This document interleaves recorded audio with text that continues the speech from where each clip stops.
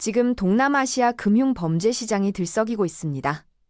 한국인만 타겟으로 하는 암호화폐 사기단이 급증하고 있기 때문이죠. 2024년 한 해만 2,300여 명의 한국인이 캄보디아 가짜 거래소에 속아 총 3천억 원의 피해를 입었습니다. 하지만 캄보디아 정부의 반응은 차갑기만 했습니다. 우리 관할이 아니다.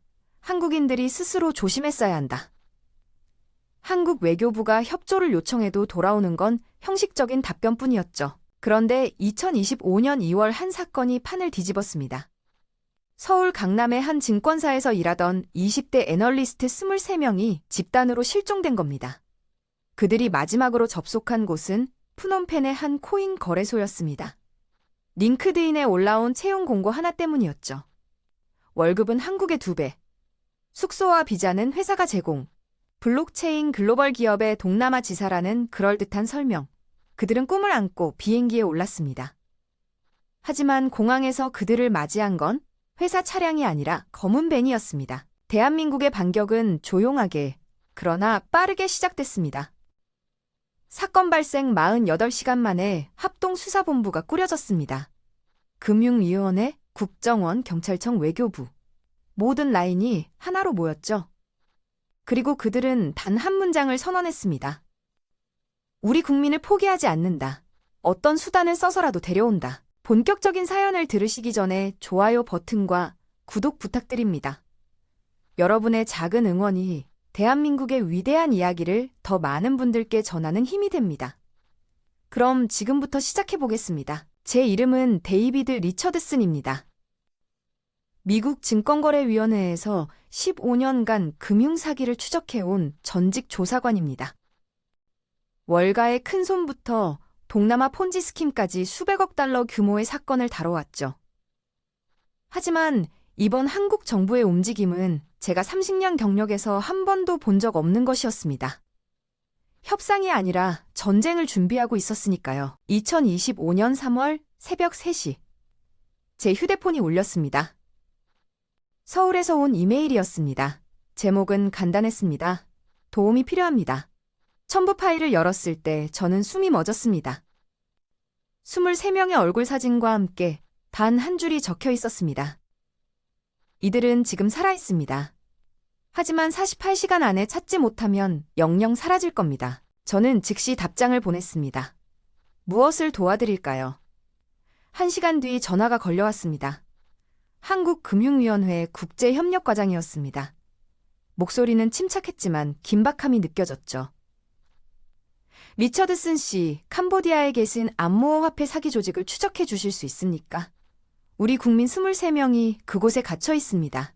저는 잠시 망설였습니다. 캄보디아는 제 관할이 아니었으니까요. 하지만 그 과장의 다음 말이 저를 움직였습니다. 당신이 아니면 아무도 못 찾습니다. 저는 짐을 쌌습니다. 노트북 하나와 위성전화, 그리고 오래된 인터폴 연락망 리스트. 캄보디아에 아는 사람이 몇 명 있었습니다. 전직 경찰관 1명과 현지 은행 임원 1명. 그들에게 먼저 연락했죠.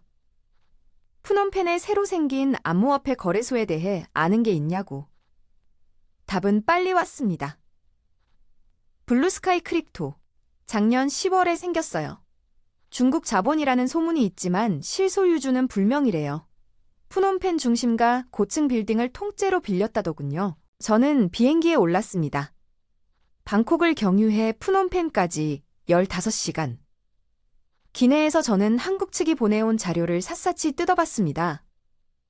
23명의 프로필, 전부 금융권 출신이었습니다. 증권사, 애널리스트, 은행, 펀드 매니저, 핀테크, 스타트업 개발자. 평균 나이 28세. 평균 연봉 8천만 원. 이들은 실력 있는 인재들이었습니다. 왜 이런 사람들이 캄보디아까지 갔을까요? 자료를 더 읽어 내려가자 답이 보였습니다. 채용 공고는 링크드인에 올라왔습니다. 회사 이름은 블루스카이 크립토 아시아. 업무 내용은 암호화폐 자산운용 및 트트 트레이딩. 연봉은 한화로 1억 5천만 원부터 시작. 주택 제공, 비자 지원, 항공료 전액. 조건이 너무 좋았습니다. 의심할 만도 했지만 회사 웹사이트는 전문적으로 만들어져 있었고 링크드인 프로필도 그럴듯했죠.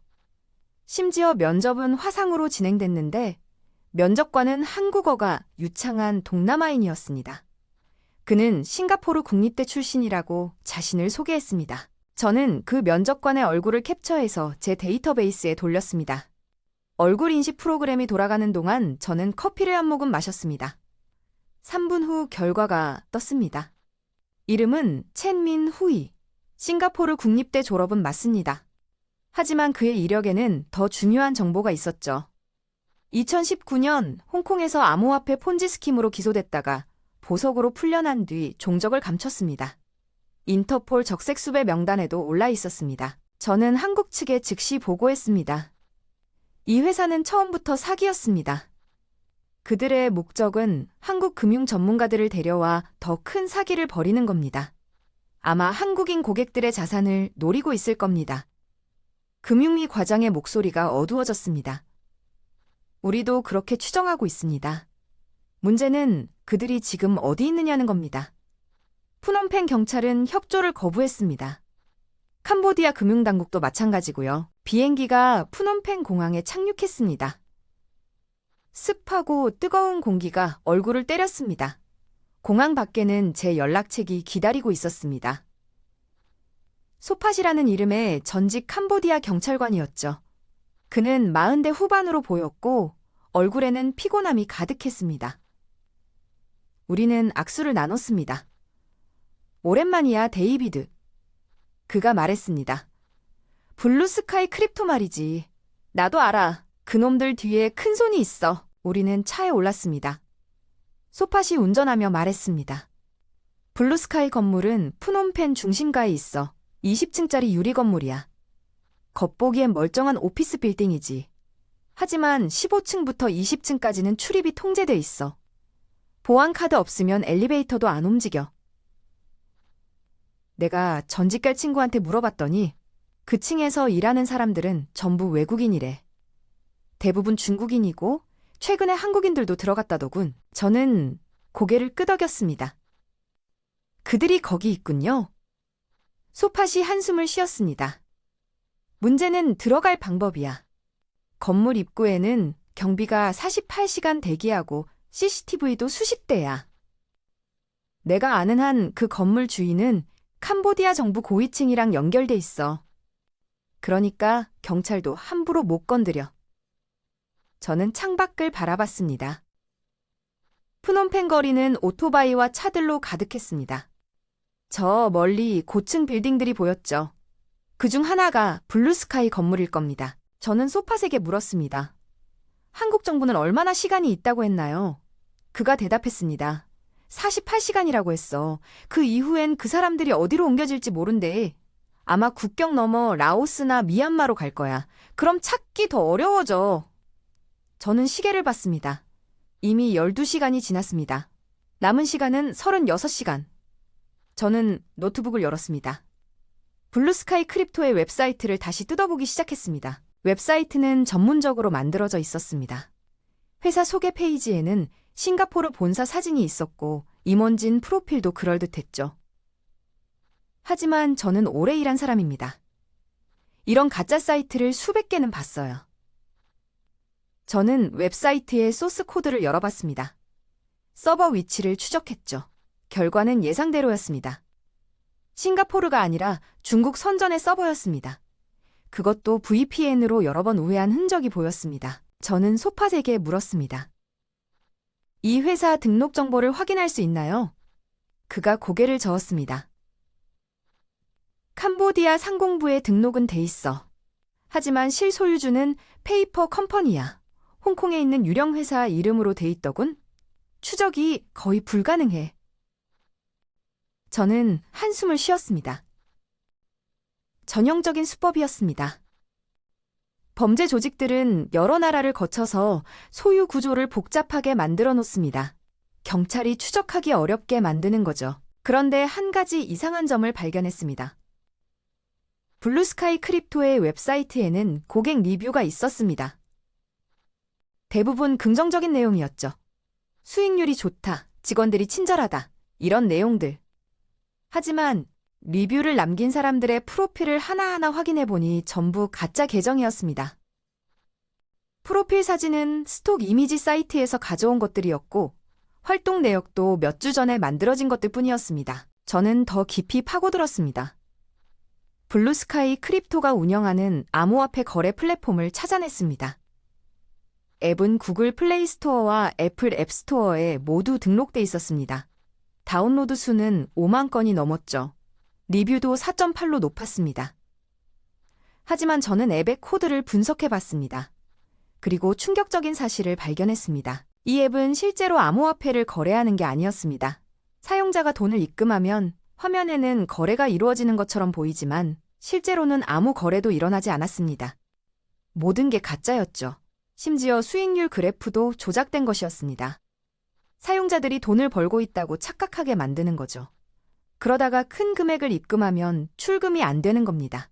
고객센터에 연락하면 각종 핑계로 시간을 끌다가 결국 연락이 두절되는 거죠. 저는 한국금융위에 즉시 보고했습니다. 이건 단순한 사기가 아닙니다. 정교하게 설계된 폰지 스킴입니다. 그들은 이미 수천 명의 한국인 피해자를 만들었을 겁니다. 그리고 지금 23명의 금융 전문가를 납치한 이유는 더 큰 사기를 벌이기 위해서입니다.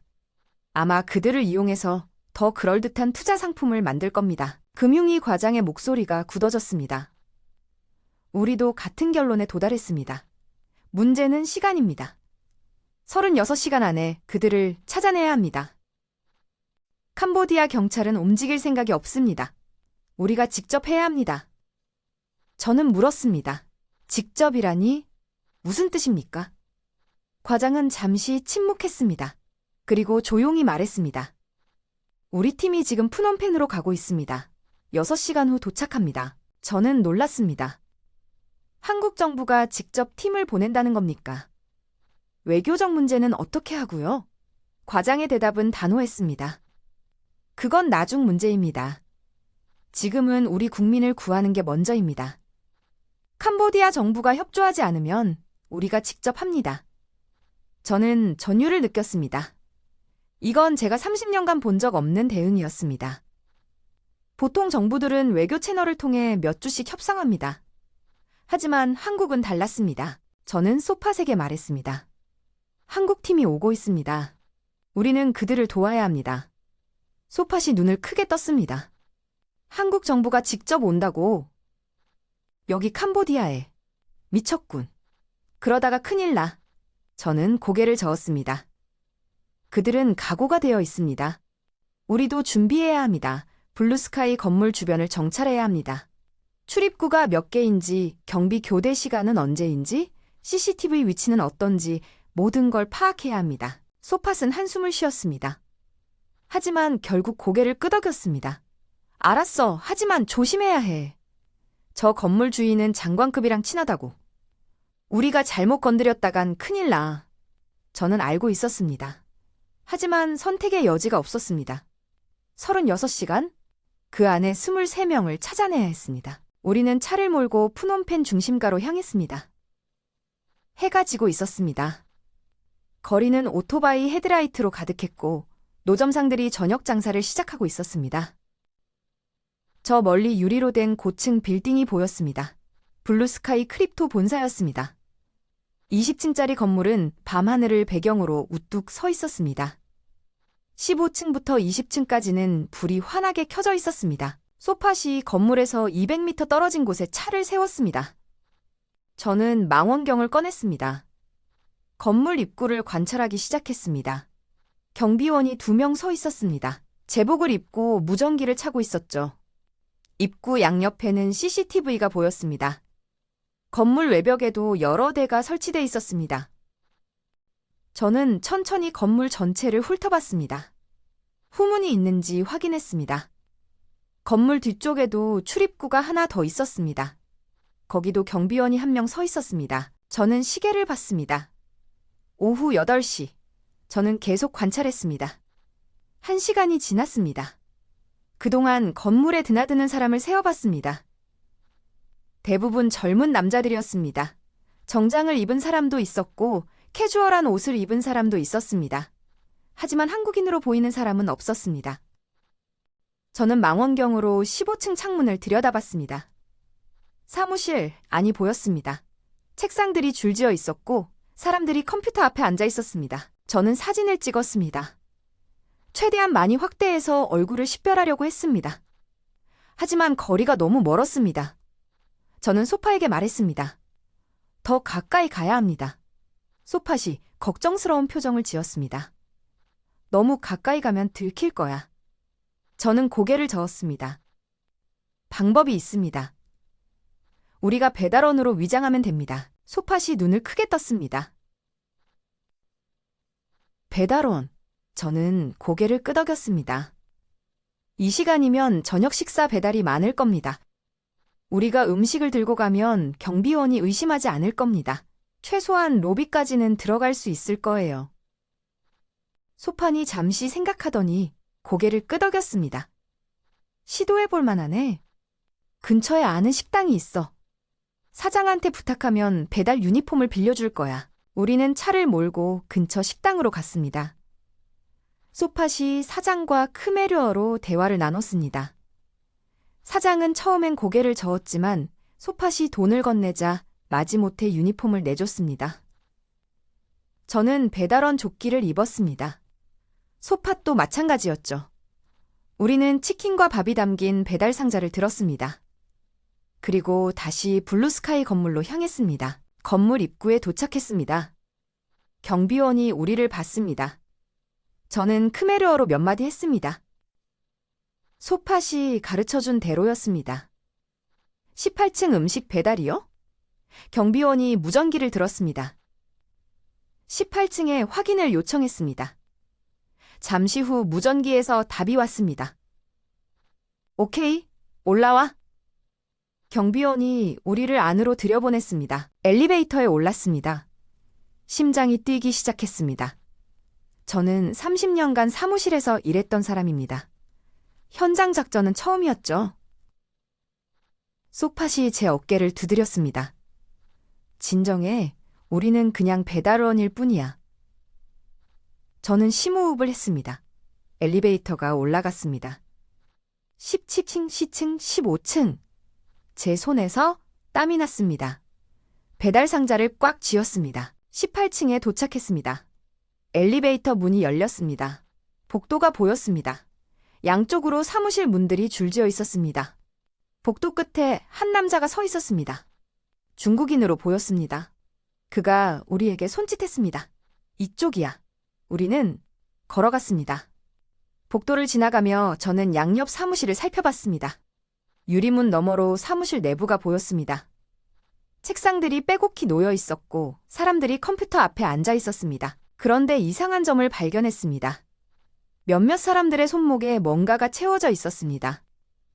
처음엔 시계인 줄 알았습니다. 하지만 자세히 보니 전자 발찌 같은 거였습니다. 저는 소팟과 눈을 마주쳤습니다. 그도 봤다는 표정이었습니다. 우리는 계속 걸었습니다. 남자가 한 사무실 문을 열었습니다. 여기 놓고 가? 우리는 음식을 놓았습니다. 남자가 돈을 건넸습니다. 저는 받으며 크메르어로 감사하다고 말했습니다. 우리는 돌아섰습니다. 복도를 다시 걸어갔습니다. 그때 오른쪽 사무실에서 한국어가 들렸습니다. 저는 걸음을 멈췄습니다. 제발 가족한테 연락 좀 하게 해주세요. 젊은 남자의 목소리였습니다. 애원하는 톤이었습니다. 그리고 다른 목소리가 들렸습니다. 닥쳐. 일이나 해. 네가 원하는 거 다 해줄 거야. 근데 먼저 우리 일을 끝내. 중국어 억양이 섞인 한국어였습니다. 저는 유리문 너머를 봤습니다. 책상에 젊은 남자가 앉아 있었습니다. 20대 후반으로 보였습니다. 얼굴이 헬쑥했습니다. 수염이 자라 있었고 눈 밑에 다크서클이 있었습니다. 그의 손목에도 전자 발찌가 채워져 있었습니다. 그 옆에 덩치 큰 남자가 서 있었습니다. 팔짱을 끼고 위협적인 표정을 짓고 있었죠. 저는 그 젊은이의 얼굴을 기억했습니다. 한국 측이 보내온 사진에서 본 얼굴이었습니다. 소팟이 제 팔을 잡아당겼습니다. 가자! 너무 오래 있으면 의심받아. 저는 고개를 끄덕였습니다. 우리는 엘리베이터로 향했습니다. 뒤돌아보지 않았습니다. 하지만 제 머릿속에는 그 젊은이의 얼굴이 계속 떠올랐습니다. 공포와 절망이 섞인 표정. 저는 주먹을 쥐었습니다. 엘리베이터에 올랐습니다. 문이 닫혔습니다. 소팟이 숨을 내쉬었습니다. 봤어. 전자발찌. 저는 고개를 끄덕였습니다. 그들은 감금돼 있습니다. 로비로 내려왔습니다. 경비원을 지나쳐 밖으로 나왔습니다. 거리로 나오자 저는 비로소 긴장이 풀렸습니다. 다리가 후들거렸습니다. 소팟이 말했습니다. 차로 가자. 빨리? 우리는 걸었습니다. 200m 떨어진 곳에 세워둔 차까지. 차에 올라타자마자 저는 휴대폰을 꺼냈습니다. 한국금융위에 전화를 걸었습니다. 과장이 즉시 받았습니다. 어떻게 됐습니까? 저는 보고했습니다. 그들을 찾았습니다. 18층에 있습니다. 전자발찌를 차고 있었습니다. 최소 한 명은 확인했습니다. 나머지도 같은 층에 있을 겁니다. 과장의 목소리가 굳어졌습니다. 전자발찌라니? 저는 설명했습니다. 탈출을 막기 위한 겁니다. 아마 일정 거리 이상 벗어나면 알람이 울릴 겁니다. 경비도 삼엄합니다. 이건 단순한 회사가 아니라 감옥입니다. 과장이 잠시 침묵했습니다. 그리고 말했습니다. 우리 팀이 4시간 후 도착합니다. 그때까지 건물을 계속 감시해 주십시오. 출입하는 사람들을 모두 기록하세요. 특히 밤에 누가 나오는지 확인해야 합니다. 저는 알겠다고 대답했습니다. 전화를 끊었습니다. 소팟이 물었습니다. 인제 어떻게 하지? 저는 망원경을 다시 꺼냈습니다. 감시합니다. 밤새도록. 밤이 깊어갔습니다. 저는 차 안에서 블루스카이 건물을 계속 지켜봤습니다. 소팟은 옆 좌석에서 졸고 있었습니다. 저는 커피를 마시며 깨어 있었습니다. 시간이 흘렀습니다. 11시가 됐습니다. 건물에서 사람들이 나오기 시작했습니다. 대부분 직원들로 보였습니다. 하지만 15층 이상에서는 아무도 나오지 않았습니다. 불은 계속 켜져 있었습니다. 자정이 지났습니다. 거리가 조용해졌습니다. 저는 여전히 지켜보고 있었습니다. 그때 건물 후문에서 검은 밴이 나왔습니다. 저는 망원경을 들었습니다. 밴의 창문은 썬팅이 되어 있어서 안이 보이지 않았습니다. 하지만 밴은 천천히 거리로 나왔습니다. 그리고 북쪽으로 향했습니다. 저는 소팟을 깨웠습니다. 저 밴을 따라가야 합니다. 소팟이 눈을 비볐습니다. 뭐? 저는 손으로 가리켰습니다. 저 밴이요. 지금 건물에서 나왔어요. 소팟이 시동을 걸었습니다. 우리는 밴을 뒤따라갔습니다. 거리를 유지하며 조심스럽게. 밴은 푸놈펜 중심가를 벗어났습니다. 외곽으로 향했습니다. 저는 휴대폰으로 위치를 기록했습니다. 한국 측에 실시간으로 전송했습니다. 30분을 달렸습니다. 밴은 한적한 공단 지역으로 들어갔습니다. 창고들이 줄지어 있었습니다. 밴이 한 창고 앞에서 멈췄습니다. 저는 소팟에게 말했습니다. 여기서 세우세요. 우리는 100m 뒤에 차를 세웠습니다. 불을 껐습니다. 저는 망원경으로 창고를 봤습니다. 밴에서 사람들이 내렸습니다. 5명이었습니다. 모두 젊은 남자들이었습니다. 그리고 그들의 손목에는 전자발찌가 채워져 있었습니다. 저는 숨을 죽였습니다. 한국인들이었습니다. 그들은 창고 안으로 들어갔습니다. 덩치 큰 남자 2명이 뒤에서 밀듯이 몰아갔습니다. 창고 문이 닫혔습니다. 저는 소팔에게 말했습니다. 사진을 찍어야 합니다. 더 가까이 가야 해요. 소팟이 고개를 저었습니다. 미쳤어. 저기 경비가 있어. 저는 창고 입구를 봤습니다. 경비원 한 명이 서 있었습니다. 저는 차에서 내렸습니다. 소팟이 속삭였습니다. 데이비드 뭐 하는 거야? 저는 대답하지 않았습니다. 조심스럽게 창고 쪽으로 다가갔습니다. 그림자를 따라 움직였습니다. 창고 옆면에 작은 창문이 있었습니다. 저는 그 창문으로 다가갔습니다. 안을 들여다봤습니다. 그리고 제가 본 것에 온몸이 얼어붙었습니다. 창고 안에는 수십 개의 책상이 있었습니다. 각 책상마다 컴퓨터가 놓여 있었습니다. 그리고 사람들이 앉아 있었습니다. 최소 50명은 되어 보였습니다. 대부분 젊은 남자들이었습니다. 그들은 모두 헤드셋을 끼고 컴퓨터 화면을 보고 있었습니다. 전화를 하고 있었습니다. 저는 귀를 기울였습니다. 유리창 너머로 희미하게 목소리가 들렸습니다. 한국어였습니다. 네, 고객님. 지금 투자하시면 3개월 안에 수익률 30%를 보장합니다. 젊은 남자가 말하고 있었습니다. 목소리는 밝았지만 얼굴은 죽어 있었습니다. 그의 옆에 감독관으로 보이는 남자가 서 있었습니다. 팔짱을 끼고 지켜보고 있었죠. 저는 사진을 찍었습니다. 최대한 많이. 창고 내부 사람들의 얼굴, 컴퓨터 화면, 모든 것을. 그때 뒤에서 목소리가 들렸습니다. 야, 거기 뭐 하는 거야? 저는 돌아봤습니다. 경비원이었습니다. 그가 달려오고 있었습니다. 저는 뛰었습니다. 창고를 등지고 거리로. 경비원이 뒤쫓아왔습니다. 저는 30년간 사무실에서만 일했습니다. 달리기는 형편없었죠. 숨이 찼습니다. 다리가 후들거렸습니다. 하지만 멈출 수 없었습니다. 소파새 차가 옆에 섰습니다. 타! 빨리! 저는 차에 뛰어올랐습니다. 소파시 엑셀을 밟았습니다. 차가 튀어나갔습니다. 경비원이 뒤에서 소리쳤습니다. 하지만 우리는 이미 멀어지고 있었습니다. 저는 뒤를 돌아봤습니다. 경비원이 휴대폰을 꺼내는 게 보였습니다. 저는 소팔에게 말했습니다. 빨리 가야 합니다. 그들이 우리를 추적할 겁니다. 소팟이 거리를 질주했습니다. 10분을 달렸습니다. 그리고 한적한 골목에 차를 세웠습니다. 저는 숨을 헐떡였습니다. 심장이 미친 듯이 뛰었습니다. 소팟이 말했습니다. 미쳤어, 정말 미쳤다고. 뭘 본 거야? 저는 휴대폰을 꺼냈습니다. 찍은 사진들을 확인했습니다. 선명했습니다.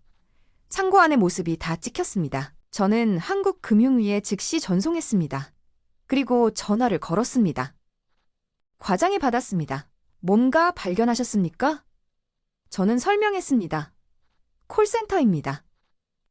그들은 한국인들을 납치해서 보이스피싱 콜센터에서 일하게 하고 있습니다. 창고에 최소 50명이 갇혀 있었습니다. 그들은 한국 고객들에게 가짜 투자 상품을 팔고 있었습니다. 과장의 목소리가 떨렸습니다. 사진을 받았습니다. 지금 확인하고 있습니다. 잠시 후 그가 다시 말했습니다. 몇몇 얼굴을 확인했습니다. 실종 신고된 사람들입니다. 리처드슨 씨, 당신이 찾아낸 겁니다. 저는 안도의 한숨을 쉬었습니다. 하지만 과장의 다음 말에 긴장이 다시 올라왔습니다. 문제는 지금부터입니다. 우리 팀이 2시간 후 도착합니다. 그 전에 작전 계획을 세워야 합니다. 저는 소팟과 함께 안전한 곳으로 이동했습니다. 프놈펜 외곽의 작은 모텔이었습니다. 방을 잡고 노트북을 펼쳤습니다. 한국 측과 화상회의를 시작했습니다. 화면에 여러 얼굴이 나타났습니다. 금융위 과장, 국정원 요원, 경찰청 국제범죄수사대 팀장, 그리고 외교부 동남아 국장까지. 저는 지금까지 파악한 정보를 보고했습니다. 블루스카이 크립토 본사는 프놈펜 중심가 20층 건물입니다. 15층부터 20층까지가 그들의 영역입니다. 피해자들은 전자발찌를 차고 있습니다. 그리고 야간에는 일부가 외곽 창고로 이동합니다. 그곳에서 보이스피싱 콜센터를 운영하고 있습니다. 제가 확인한 인원만 50명입니다. 하지만 더 있을 가능성이 큽니다. 국정원 요원이 물었습니다. 경비 수준은 어떻습니까? 저는 대답했습니다. 본사 건물은 출입구마다 경비가 있습니다. CCTV도 다수 설치되어 있고요. 전자 출입 시스템이 작동합니다. 보안카드 없이는 상층부 접근이 불가능합니다. 창고는 경비가 약한 편이지만 외진 곳에 있어서 접근이 어렵습니다. 경찰청 팀장이 고개를 끄덕였습니다. 전형적인 범죄 조직 구조군요. 외교부 국장이 말했습니다. 캄보디아 정부와 협의를 시도했습니다. 하지만 반응이 미온적입니다. 그들은 증거가 부족하다며 독자적인 조사를 거부하고 있습니다. 아마 뒤에 힘 있는 인물이 있을 겁니다. 저는 고개를 끄덕였습니다. 현지 정보에 따르면 건물주가 정부 고위층과 연결되어 있다고 합니다. 국장이 한숨을 쉬었습니다. 역시 그렇군요. 금융위 과장이 말했습니다.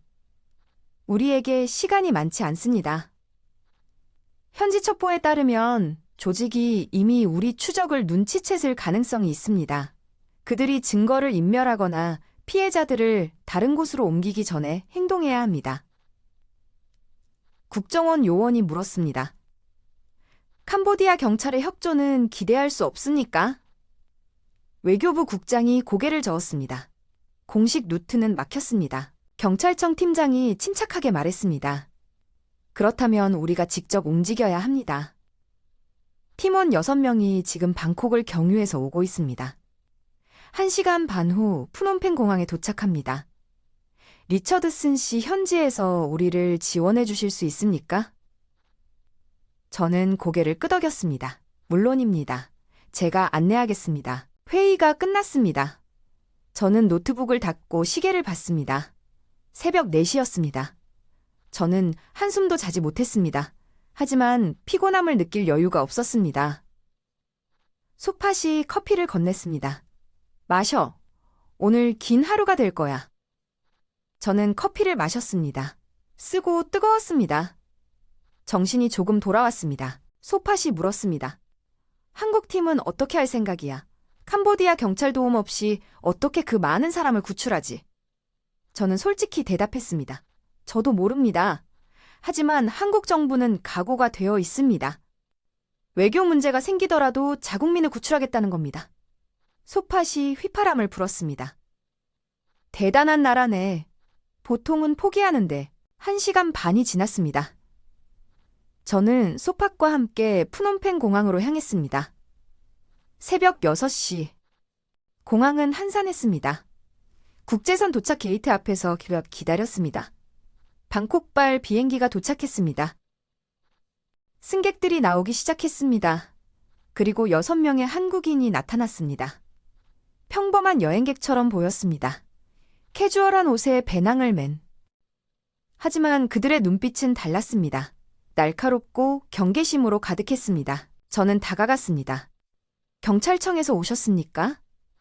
그중 한 명이 고개를 끄덕였습니다. 리처드슨 씨시죠? 악수를 나눴습니다. 제 이름은 강민호입니다. 국제범죄수사대 팀장입니다. 그는 40대 초반으로 보였습니다. 단단한 체격에 침착한 표정이었습니다. 나머지 팀원들도 소개받았습니다. 모두 특수훈련을 받은 경찰관들이었습니다. 우리는 공항을 나왔습니다. 소팟의 차로 향했습니다. 하지만 차가 작아서 모두 탈 수 없었습니다. 강 팀장이 말했습니다. 차량을 렌트해야겠습니다. 우리는 근처 렌터카 업체로 갔습니다. 밴 2대를 빌렸습니다. 그리고 안전가옥으로 이동했습니다. 푸놈펜 외곽의 작은 집이었습니다. 한국 대사관에서 미리 준비해둔 곳이었습니다. 집 안에서 강 팀장이 지도를 펼쳤습니다. 리처드슨 씨 블루스카이 건물과 창고 위치를 표시해 주십시오. 저는 지도에 표시했습니다. 건물은 여기, 창고는 여기입니다. 강 팀장이 고개를 끄덕였습니다. 두 곳을 동시에 칠 수는 없습니다. 우선순위를 정해야 합니다. 한 팀원이 말했습니다. 창고가 더 쉬워 보입니다. 경비가 약하고 외진 곳이니까요. 하지만 강 팀장이 고개를 저었습니다. 창고는 밤에만 사용됩니다. 지금은 낮입니다. 피해자들은 본사 건물에 있을 겁니다. 우리는 본사를 쳐야 합니다. 또 다른 팀원이 물었습니다. 하지만 본사는 경비가 삼엄합니다. 어떻게 들어갑니까? 강 팀장이 잠시 생각했습니다. 그리고 저를 봤습니다. 어제 배달원으로 위장해서 들어갔다고 하셨죠? 저는 고개를 끄덕였습니다. 4시 8층까지 들어갔습니다. 강 팀장이 말했습니다. 같은 방법을 쓸 수 있습니다. 하지만 이번엔 단순 정찰이 아닙니다. 구출 작전입니다. 우리는 들어가서 피해자들을 데리고 나와야 합니다. 한 팀원이 말했습니다. 6명으로는 부족합니다. 피해자가 23명인데 어떻게 다 데리고 나옵니까? 게다가 전자발찌도 제거해야 하고요. 강 팀장이 배낭을 열었습니다. 안에서 작은 장비들을 꺼냈습니다. 전자발찌 해제 장치입니다. 국정원에서 제공했습니다. 이걸로 3초 안에 발찌를 무력화할 수 있습니다. 그리고 이건 소형 제머입니다. 건물 내부 통신을 일시적으로 차단합니다. 10분 정도 시간을 벌 수 있습니다. 저는 감탄했습니다. 철저하게 준비했군요. 강 팀장이 계속 설명했습니다. 작전은 이렇습니다. 우리는 두 팀으로 나뉩니다. 알파팀 3명은 배달원으로 위장해서 18층에 침투합니다. 브라보팀 3명은 건물 후문에서 대기합니다. 알파팀이 피해자들을 확보하면 제머를 작동시킵니다. 그동안 브라보팀은 차량을 건물 후문에 대기시킵니다. 알파팀은 비상계단으로 피해자들을 데리고 내려옵니다. 후문으로 탈출합니다. 한 팀원이 물었습니다. 경비들은 어떻게 합니까? 강 팀장이 대답했습니다. 최소한의 물리력만 사용합니다. 우리 목적은 구출이지 전투가 아닙니다. 하지만 필요하면 제압합니다. 비살상 무기를 준비했습니다. 그는 배낭에서 테이저건을 꺼냈습니다. 이걸로 위협하고 POC 사용합니다. 저는 손을 들었습니다. 제가 도울 수 있는 일은 무엇입니까? 강 팀장이 말했습니다. 리처드슨 씨는 외부에서 상황을 모니터링해 주십시오. 건물 주변에서 경찰 움직임이 있는지 감시하고요. 만약 캄보디아 경찰이 출동하면 즉시 알려주십시오. 우리가 탈출 경로를 바꿀 수 있도록요. 저는 고개를 끄덕였습니다. 알겠습니다. 시간이 흘렀습니다. 오후 2시가 됐습니다. 강 팀장이 말했습니다. 준비합시다. 팀원들이 움직이기 시작했습니다. 배달 유니폼을 입었습니다. 음식 상자를 준비했습니다. 하지만 상자 안에는 음식이 아니라 장비가 들어있었습니다. 전자발찌 해제 장치, 제머 테이저 건, 그리고 통신 장비. 저는 그들을 지켜봤습니다. 침착하고 전문적이었습니다. 마치 수백 번 연습한 것처럼 강 팀장이 팀원들을 모았습니다. 마지막 브리핑을 했습니다. 우리 목표는 명확합니다. 23명의 대한민국 국민을 안전하게 구출하는 겁니다. 위험을 감수해야 하지만 우리는 훈련받은 사람들입니다. 침착하게 계획대로 움직이면 됩니다. 팀원들이 고개를 끄덕였습니다. 강 팀장이 시계를 봤습니다. 출발합니다. 우리는 벤에 올랐습니다. 알파팀 3명과 브라보팀 3명, 그리고 저와 소팟. 2대의 벤이 움직였습니다. 푸놈펜 중심가를 향해. 거리는 오후 교통량으로 붐볐습니다. 오토바이들이 차 사이를 비집고 다녔습니다. 저는 창밖을 바라봤습니다. 평범한 도시 풍경이었습니다. 하지만 곧 이곳에서 작전이 시작될 겁니다. 블루스카이 건물이 보이기 시작했습니다. 유리로 된 20층 건물이 햇빛에 반짝였습니다. 알파팀 벤이 건물 정문 쪽으로 갔습니다. 브라보팀 벤은 후문 쪽으로 돌았습니다. 저와 소팟은 200m 떨어진 곳에 차를 세웠습니다. 망원경을 꺼냈습니다. 통신 장비를 켰습니다. 강 팀장의 목소리가 들렸습니다. 외부 감시팀 준비됐습니까? 저는 무전기에 대고 말했습니다. 준비됐습니다. 건물 주변 이상 없습니다. 강 팀장이 대답했습니다. 알파팀 진입합니다.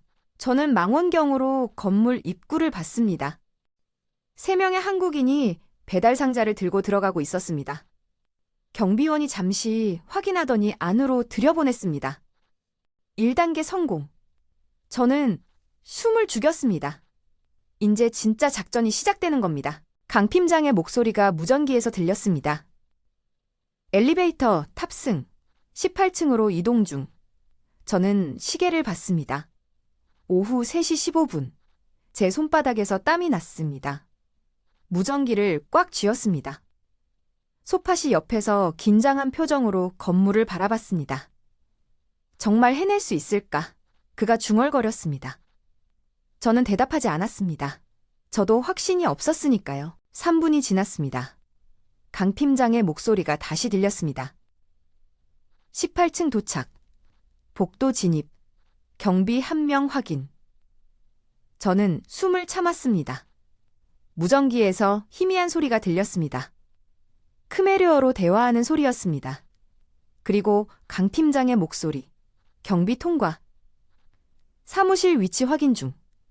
저는 망원경으로 18층 창문을 봤습니다. 하지만 거리가 너무 멀어서 내부가 잘 보이지 않았습니다. 강 팀장이 계속 보고했습니다. 사무실 3개 확인. 피해자들 발견. 전자발찌 착용 상태. 인원 파악 중. 저는 가슴이 두근거렸습니다. 찾았다는 겁니다. 정말 그들을 찾은 겁니다. 잠시 후 강 팀장의 목소리가 다시 들렸습니다. 총 22명 확인, 1명 부족합니다. 계속 수색 중. 저는 무전기에 대고 말했습니다. 1명이 어디 있습니까? 강 팀장이 대답했습니다. 모르겠습니다. 다른 층에 있을 수도 있습니다. 일단 확인된 인원부터 구출하겠습니다. 제머 작동 준비. 브라보팀 차량 대기. 후문 쪽 무전기에서 다른 목소리가 들렸습니다. 브라보팀 준비 완료. 차량 후문 앞 대기 중. 강 팀장이 말했습니다. 제머 작동. 321. 2일 저는 시계를 다시 봤습니다. 지금부터 10분. 그들에게 주어진 시간이었습니다. 10분 안에 22명을 데리고 건물을 빠져나와야 합니다. 무전기에서 소란스러운 소리가 들렸습니다. 한국어로 속삭이는 목소리들. 조용히 하세요. 우리를 따라오세요. 빨리 움직여야 합니다. 그리고 갑자기 비명 소리가 들렸습니다. 야, 이 새끼들 뭐 하는 거야? 중국어 억양의 한국어였습니다. 강 팀장의 침착한 목소리가 들렸습니다. 제압. 테이저 발사음이 들렸습니다. 찌지직. 그리고 무언가 쓰러지는 소리. 강 팀장이 보고했습니다. 감독관 1명 무력화. 피해자 이동 시작. 비상계단으로. 저는 망원경으로 건물 측면을 봤습니다. 비상계단 창문이 보였습니다. 하지만 내부는 보이지 않았습니다. 저는 초조하게 기다렸습니다. 무전기에서 거친 숨소리가 들렸습니다. 계단을 내려가는 소리. 빨리 가세요. 넘어지지 마세요. 서로 붙잡고 가세요. 강 팀장이 피해자들을 독려하고 있었습니다. 그때 건물 정문에서 소란이 일었습니다. 경비원 2명이 무전기를 들고 어디론가 뛰어갔습니다. 저는 무전기에 대고 외쳤습니다. 팀장님, 정문 경비들이 움직입니다. 눈치챈 것 같습니다. 강 팀장이 대답했습니다. 알았습니다. 속도를 높입니다. 지금 14층입니다. 후문까지 가는데 2분 필요합니다. 저는 망원경을 후문 쪽으로 돌렸습니다. 브라보팀 벤이 대기하고 있었습니다. 후문에도 경비원이 1명 서 있었습니다. 아직은 이상한 낌새를 눈치채지 못한 것 같았습니다. 하지만 곧 정문에서 연락이 갈 겁니다. 저는 시계를 봤습니다. 제머 작동한 지 5분이 지났습니다. 남은 시간 5분, 무전기에서 강 팀장의 목소리가 들렸습니다. 10층 통과. 피해자 중 1명이 다리를 다쳤습니다. 속도가 느려지고 있습니다. 저는 조급해졌습니다. 시간이 없었습니다. 소파지 말했습니다. 경찰차가 온다. 저는 뒤를 돌아봤습니다. 멀리서 사이렌 소리가 들렸습니다. 파란 경광등이 보였습니다. 캄보디아 경찰이었습니다. 저는 무전기에 외쳤습니다. 경찰 출동. 건물 쪽으로 오고 있습니다. 예상 도착 시간 3분. 강 팀장이 대답했습니다. 이해했습니다. 브라보팀 후문 경비 제압 준비. 후문 쪽 무전기에서 목소리가 들렸습니다. 준비 완료. 강 팀장이 말했습니다. 우리 지금 5층입니다. 30초 후 후문 도착. 저는 망원경으로 후문을 봤습니다. 브라보팀 3명이 벤에서 내렸습니다. 경비원에게 다가갔습니다. 뭔가 질문하는 척했습니다. 경비원이 대답하려는 순간 1명이 재빠르게 뒤로 돌아가 경비원의 목을 졸랐습니다. 경비원이 저항했지만 금방 쓰러졌습니다. 브라보 팀이 그를 후문 옆 구석으로 끌고 갔습니다. 후문이 열렸습니다. 강 팀장의 목소리가 들렸습니다. 후문 도착. 탈출 시작. 저는 망원경으로 봤습니다. 후문에서 사람들이 쏟아져 나왔습니다. 젊은 남자들이었습니다. 비틀거리며 뛰었습니다. 일부는 서로를 부축하고 있었습니다. 강 팀장과 알파팀이 그들을 밴으로 밀어넣었습니다. 빨리 타세요. 빨리. 경찰 사이렌 소리가 가까워졌습니다. 저는 돌아봤습니다. 경찰차 2대가 블루스카이 건물 정문에 도착했습니다. 경찰관들이 내렸습니다. 건물 안으로 뛰어들어갔습니다. 저는 무전기에 외쳤습니다. 경찰이 건물 안으로 들어갔습니다. 강 팀장이 대답했습니다. 전원 탑승 완료. 출발합니다. 브라보 팀 밴이 움직이기 시작했습니다. 후문을 빠져나와 거리로. 알파 팀도 탔습니다. 밴이 속도를 냈습니다. 저는 소파덱에 말했습니다. 우리도 가야 합니다. 소팟이 시동을 걸었습니다. 우리는 밴을 따라갔습니다. 뒤에서 경찰 사이렌이 울렸습니다.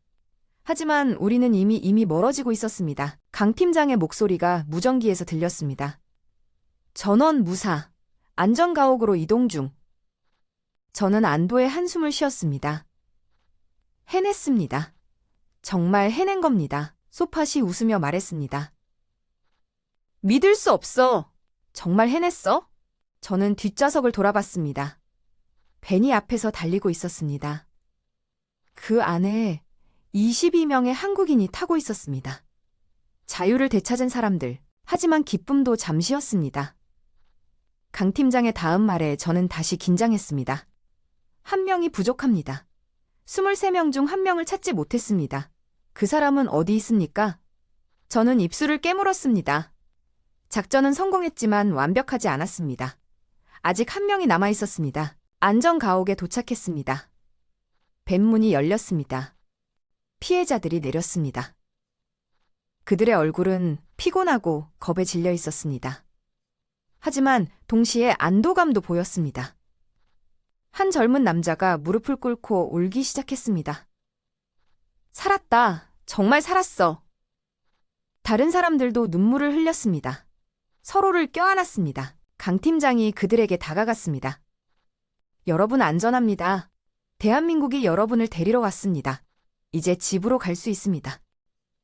한 남자가 떨리는 목소리로 물었습니다. 정말입니까?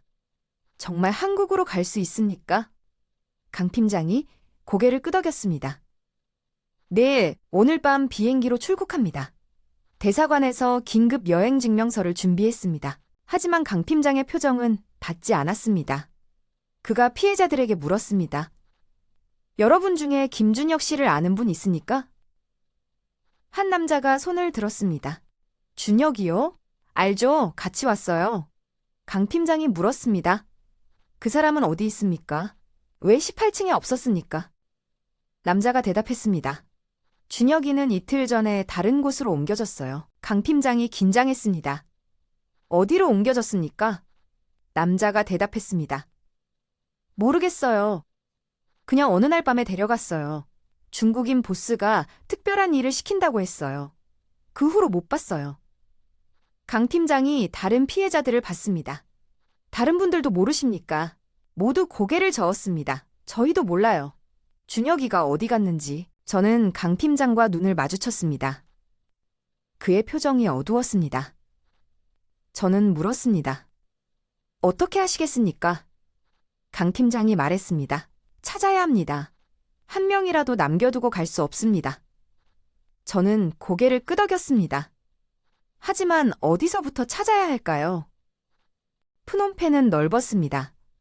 김준혁은 어디든 있을 수 있었습니다. 강 팀장이 피해자들에게 다시 물었습니다. 김준혁 씨에 대해 아는 것 아무거나 말씀해 주십시오. 특별한 기술이 있었으니까 왜 따로 옮겨졌을까요? 한 남자가 생각하다가 말했습니다. 준혁이는 프로그래머였어요. 엄청 실력이 좋았어요. 블록체인 전문가라고 했어요. 그래서 보스가 눈여겨봤던 것 같아요. 강 팀장이 고개를 끄덕였습니다. 블록체인 전문가.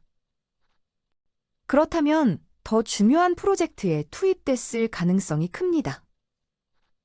저는 떠오르는 생각이 있었습니다. 팀장님 혹시 본사가 아니라 다른 거점이 있는 건 아닙니까? 조직이 이렇게 크다면 푸놈펜의 여러 장소를 운영할 겁니다. 강 팀장이 저를 봤습니다. 맞습니다. 창고 말고 또 다른 곳이 있을 수 있습니다. 저는 노트북을 열었습니다. 블루스카이 크립토를 다시 조사하기 시작했습니다. 이번에는 부동산 등기부를 뒤졌습니다. 캄보디아 상공부 데이터베이스에 접속했습니다. 소팟의 도움으로 현지 시스템에 들어갔습니다. 블루스카이와 연결된 부동산을 검색했습니다. 본사 건물 외곽 창고, 그리고 하나가 더 나왔습니다. 푸놈펜 북부 보엔깽카 지역의 빌라였습니다. 저는 강 팀장에게 보여줬습니다. 여기를 보십시오. 블루스카이 명의로 등록된 고급 빌라입니다. 작년 9월에 매입했습니다. 면적이 800평방미터입니다. 강 팀장이 지도를 확인했습니다. 푸놈펜 북부 부유층 지역입니다. 조용하고 외진 곳이네요. 중요한 작업을 하기에 적합합니다. 저는 고개를 끄덕였습니다. 김준혁이 거기 있을 가능성이 큽니다. 강 팀장이 시계를 봤습니다. 지금 오후 5시입니다. 해가 지기 전에 확인해야 합니다. 하지만 이번에는 신중해야 합니다. 이미 본사 건물에서 작전을 벌였습니다. 그들이 경계태세를 강화했을 겁니다. 한 팀원이 말했습니다. 정찰부터 해야 합니다. 저는 손을 들었습니다. 제가 가겠습니다. 저는 외국인입니다. 덜 의심받을 겁니다. 강 팀장이 잠시 망설였습니다. 위험합니다. 저는 말했습니다. 저는 30년간 이 일을 했습니다. 위험을 감수하는 법을 압니다. 게다가 김준혁을 찾는 건 제 책임이기도 합니다. 제가 처음 조사를 시작했으니까요. 강 팀장이 고개를 끄덕였습니다. 알겠습니다. 하지만 혼자 가지 마십시오. 팀원 한 명이 동행하겠습니다. 한 젊은 팀원이 나섰습니다. 제가 가겠습니다. 이름은 박민수였습니다. 20대 후반으로 보였습니다. 강 팀장이 그에게 지시했습니다. 정찰만 하십시오. 김준혁이 거기 있는지 확인하고 돌아오세요. 절대 들어가려고 하지 마십시오. 박민수가 고개를 끄덕였습니다. 알겠습니다. 우리는 차에 올랐습니다. 소팟이 운전했습니다. 보엔깽카 지역으로 향했습니다. 푸놈펜 북부였습니다. 도심을 벗어나자 거리가 한적해졌습니다. 고급 주택들이 나타나기 시작했습니다. 높은 담장과 철문으로 둘러싸인 빌라들, 경비가 서 있는 곳도 있었습니다. 저는 주소를 확인했습니다. 우리가 찾는 빌라는 이 거리 끝에 있었습니다. 소팟이 빌라에서 100m 떨어진 곳에 차를 세웠습니다. 저는 망원경을 꺼냈습니다. 빌라를 관찰하기 시작했습니다. 2층짜리 현대식 건물이었습니다. 흰색 외벽에 큰 유리창들, 주변은 높은 담장으로 둘러싸여 있었습니다. 정문에는 철문이 있었고 경비원 2명이 서 있었습니다. 일반 주택치고는 경비가 과했습니다. 박민수가 말했습니다. 저기 CCTV가 보입니다. 담장 곳곳에 설치되어 있네요. 저는 고개를 끄덕였습니다. 보안이 철저합니다. 뭔가 중요한 걸 숨기고 있다는 증거입니다. 저는 계속 관찰했습니다. 빌라 2층 창문에 불이 켜져 있었습니다. 커튼이 쳐져 있어서 내부는 보이지 않았습니다. 하지만 사람 그림자가 움직이는 게 보였습니다. 30분을 지켜봤습니다. 그동안 아무 일도 일어나지 않았습니다. 저는 조급해지기 시작했습니다. 해가 지고 있었습니다. 어둠이 내리면 정찰이 더 어려워질 겁니다. 박민수가 말했습니다. 더 가까이 가야 할 것 같습니다. 여기선 아무것도 확인할 수 없어요. 저는 망설였습니다. 하지만 선택의 여지가 없었습니다. 우리는 차에서 내렸습니다. 소팟은 차에 남아서 대기했습니다. 박민수와 저는 빌라 쪽으로 걸어갔습니다. 하지만 정면으로 가지 않았습니다. 옆 골목으로 돌아서 빌라 뒤쪽으로 접근했습니다. 담장을 따라 걸었습니다. 담장은 3m 높이였습니다. 위에는 철조망이 있었습니다. 저는 담장을 따라 천천히 움직였습니다. 담장 끝에 도착했습니다. 거기에 작은 후문이 있었습니다. 철문으로 잠겨 있었지만 경비는 없었습니다. 저는 박민수에게 속삭였습니다. 여기서 안을 볼 수 있을까요? 박민수가 철문 틈으로 들여다봤습니다. 그리고 고개를 끄덕였습니다. 정원이 보입니다. 그리고 빌라 뒷면도요. 저도 들여다봤습니다. 정원이 보였습니다. 잘 관리된 잔디와 나무들, 그리고 빌라 뒷면, 거기에도 큰 유리창이 있었습니다. 2층 창문에서 불빛이 새어나왔습니다. 저는 휴대폰을 꺼냈습니다. 카메라를 최대한 확대했습니다. 철문 틈으로 휴대폰을 넣어서 사진을 찍었습니다. 여러 장 찍었습니다. 그리고 확인했습니다. 한 장의 사진에서 뭔가 보였습니다. 2층 창문 안, 책상에 앉아 있는 사람. 젊은 남자였습니다. 컴퓨터 앞에 앉아 있었습니다. 얼굴은 정확히 보이지 않았습니다. 하지만 옆모습이 찍혔습니다. 저는 사진을 확대했습니다. 그리고 한국 측에서 받은 김준혁의 사진과 비교했습니다. 비슷해 보였습니다. 코 모양 턱선, 맞는 것 같았습니다. 저는 박민수에게 보여줬습니다. 이 사람 김준혁 같지 않습니까? 박민수가 사진을 확인했습니다. 그리고 고개를 끄덕였습니다. 맞는 것 같습니다. 찾았습니다. 저는 가슴이 뛰었습니다. 정말 찾은 겁니다. 마지막 한 명을. 저는 강 팀장에게 즉시 연락했습니다. 팀장님, 김준혁을 찾았습니다. 빌라 2층에 있습니다. 강 팀장의 목소리가 들렸습니다. 확실합니까? 저는 대답했습니다. 90% 확신합니다. 사진을 보냈습니다. 확인해 주십시오. 잠시 후 강 팀장이 다시 말했습니다. 사진 확인했습니다. 김준혁, 맞습니다. 잘하셨습니다. 이제 돌아오십시오. 구출 계획을 세워야 합니다. 우리는 조심스럽게 빌라에서 물러났습니다. 차로 돌아왔습니다. 소팟이 물었습니다. 어땠어? 저는 대답했습니다. 찾았습니다. 이제 어떻게 꺼내올지 생각해야 합니다. 소팟이 시동을 걸었습니다. 우리는 안전 가옥으로 돌아갔습니다. 해가 완전히 졌습니다. 푸놈펜의 밤이 시작됐습니다. 안전 가옥에 도착했습니다. 강 팀장이 기다리고 있었습니다. 그는 지도를 펼쳐놓고 있었습니다. 빌라 주변 지도였습니다. 저는 제가 본 것을 설명했습니다. 빌라는 3면이 담장으로 둘러싸여 있습니다.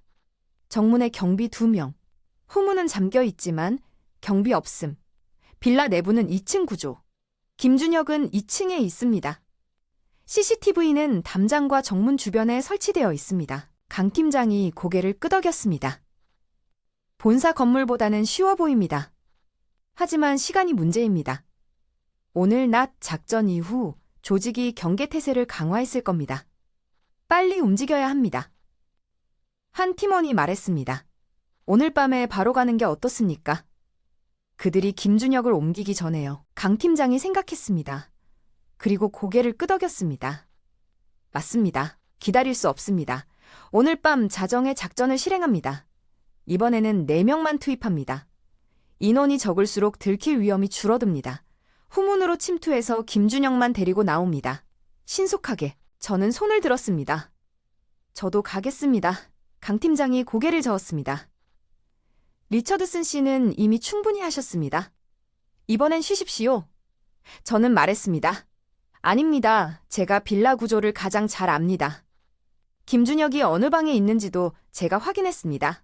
제가 가는 게 효율적입니다. 강 팀장이 잠시 망설이다가 고개를 끄덕였습니다. 알겠습니다. 하지만 뒤에서 지원만 하십시오. 시간이 흘렀습니다. 밤 11시가 됐습니다. 팀원들이 장비를 점검했습니다. 이번에는 무전기 야간 투시경 로프, 그리고 전자 발찌 해제 장치. 강 팀장이 마지막 브리핑을 했습니다. 후문으로 침투합니다. 담장을 넘어 빌라 뒷면으로 접근, 2층 창문으로 진입, 김준혁 확보 후 같은 경로로 철수. 전체 작전 시간 15분. 자정이 됐습니다. 우리는 출발했습니다. 벤 한 대에 5명이 탔습니다. 강 팀장 박민수, 그리고 2명의 팀원, 그리고 소팟이 운전했습니다. 프놈펜 거리는 조용했습니다.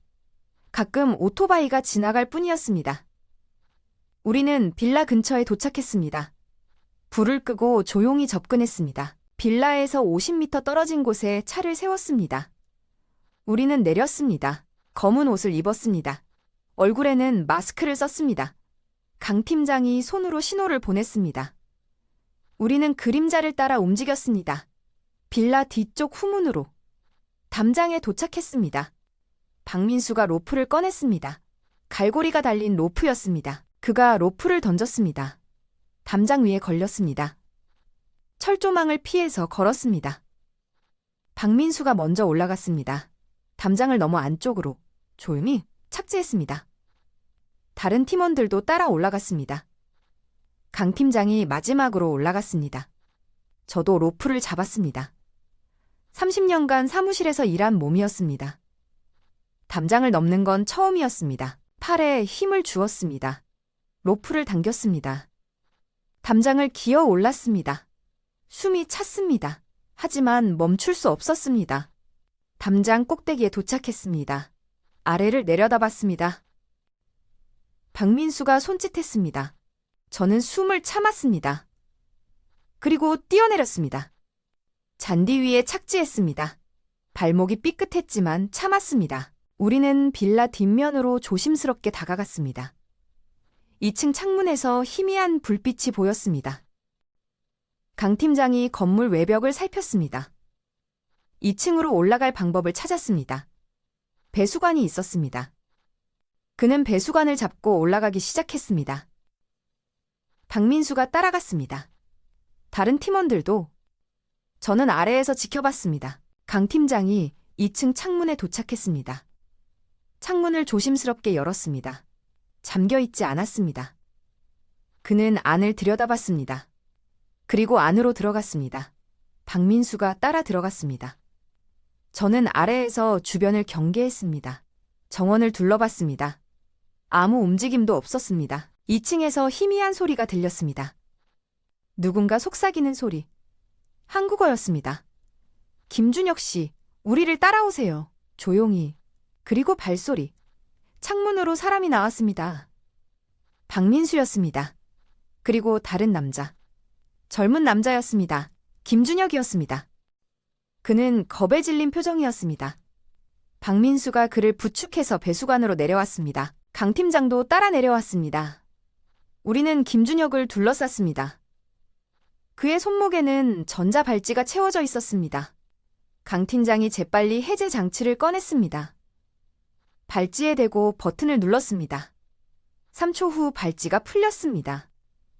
강 팀장이 그것을 정원 구석에 던졌습니다. 김준혁이 떨리는 목소리로 물었습니다.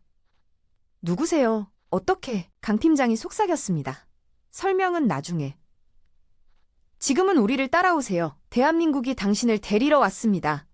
김준혁의 눈에서 눈물이 흘렀습니다. 정말요? 정말 저를. 강 팀장이 그의 어깨를 두드렸습니다. 네, 이제 집에 갑니다. 빨리 가야 합니다. 우리는 담장으로 향했습니다.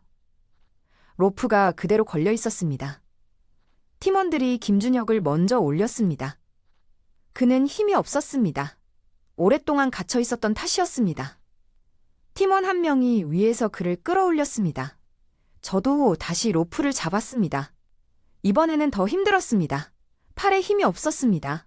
하지만 포기할 수 없었습니다. 담장 꼭대기에 올라갔습니다. 아래쪽을 내려다봤습니다. 팀원들이 기다리고 있었습니다. 저는 뛰어내렸습니다. 이번에는 착지에 실패했습니다. 땅에 구르고 말았습니다. 발목이 아팠습니다. 하지만 일어났습니다. 박민수가 저를 부축했습니다. 괜찮으세요? 저는 고개를 끄덕였습니다. 괜찮습니다. 가야 합니다. 우리는 차로 뛰었습니다. 뒤를 돌아보지 않았습니다. 50m를 달렸습니다. 차에 도착했습니다.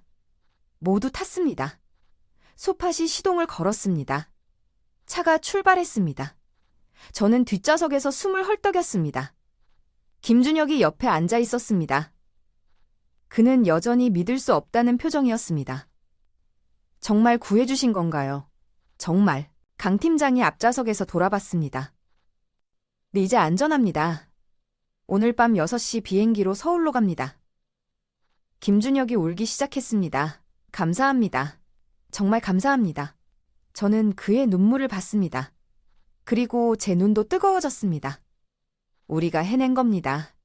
23명 전원을 한 명도 빠짐없이 안전가옥으로 돌아왔습니다. 다른 피해자들이 김준혁을 보고 환호했습니다. 준혁아, 살았구나. 그들은 서로를 껴안았습니다. 울고 웃었습니다. 저는 그 광경을 멀리서 지켜봤습니다. 강 팀장이 제 옆으로 왔습니다. 리처드슨 씨, 당신 덕분입니다. 당신이 없었다면 불가능했을 겁니다. 저는 고개를 저었습니다. 아닙니다. 한국 정부가 해낸 겁니다. 여러분이 포기하지 않았기 때문입니다.